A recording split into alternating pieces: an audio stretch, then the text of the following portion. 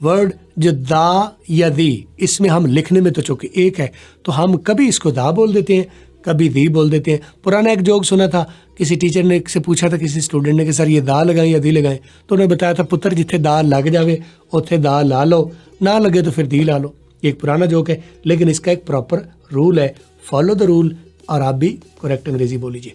दा और दी का फ़र्क है कि अगर जिसके से पहले लग रहा है, जिस वर्ड से ये पहले लग रहा है, ठीक है, द सिटी, द होटल या दी होटल, जिस वर्ड से पहले लग रहा है उसकी आवाज़ को देखिए कि अगर उसकी आवाज़ अलिफ से स्टार्ट हो रही है, यानी वाउल, मैं वाउल नहीं कह रहा, मैं अलिफ कहता हूँ, क्योंकि वाउल में आप कंफ्यूज हो जाते हैं।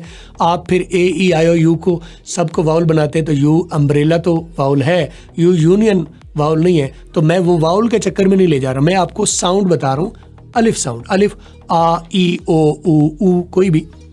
तो अगर नेक्स्ट वाला वर्ड जो है वो वाउल से स्टार्ट हो रहा हो तो फिर इसको आप दी बोलेंगे, दी अनियन, ठीक है, दी एलिफेंट। अब एलिफेंट क्योंकि अलिफ से शुरू हो रहा है, अनियन जो है वो अलिफ से शुरू हो रहा है, अम्ब्रेला जो है वो भी अलिफ से शुरू हो रहा है, तो the umbrella, the onion, the elephant, ठीक हो गया। तो यहाँ तो लगेगा दी।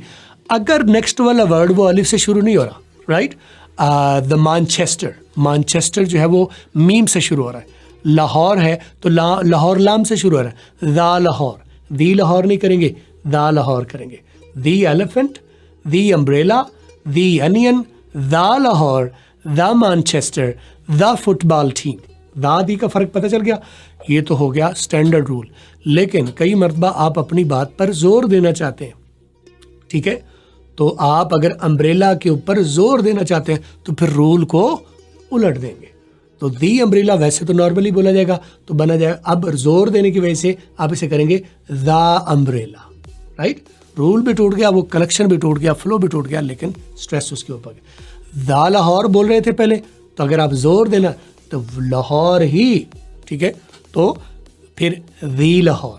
आमतौर पर आपने सुना होगा द बेस्ट, और कुछ लोग दी बेस्ट कर देते हैं। तो आप देखें आमतौर पर बेस्ट जो है वो बे से शुरू हो रहा है, तो उसके साथ तो दा लगना चाहिए, लेकिन कई मरतबा आप कहते हैं बहुत अच्छा, ये बहुत पर जोर देने, तो इस वजह से इसे दी बेस्ट कर देते हैं और दी को फिर लंबा भी कर देते हैं। वैसे ये दाल नहीं होता, ये दा होता है, दा बेस्ट और दी बेस्ट, फ़र्क आपको बता दिया। I hope you got the answer.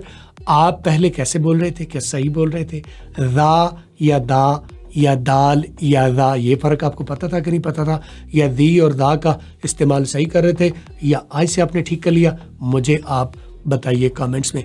बल्कि आप ऐसे कीजिए, कोई 5 ऐसे वर्ड्स लिख लिए जिनके साथ आप बता सके कि इनके साथ मैं दा लगाऊंगा और इनके साथ मैं दी लगा रहा हूँ। डी ए लिख के दा कर दें और डी आई लिख के दी कर दें। वैसे तो क्योंकि टी एच ही लिखेंगे तो वो फ़र्क नहीं पता चलेगा, साउंड बताने के लिए टी डी ए और डी आई लिख के आप दा और दी का फ़र्क बता दीजिए। 5 वर्ड्स लिख लीजिए ताकि मैं ये चेक कर सकूं आपको पूरी बात समझ आ गई है। आप चाहते हैं तरतीब से आगे सीखना, मुझे व्हाट्सएप कर लीजिए 030269242446। आई एम अंग्रेजी वाला। Follow for more videos.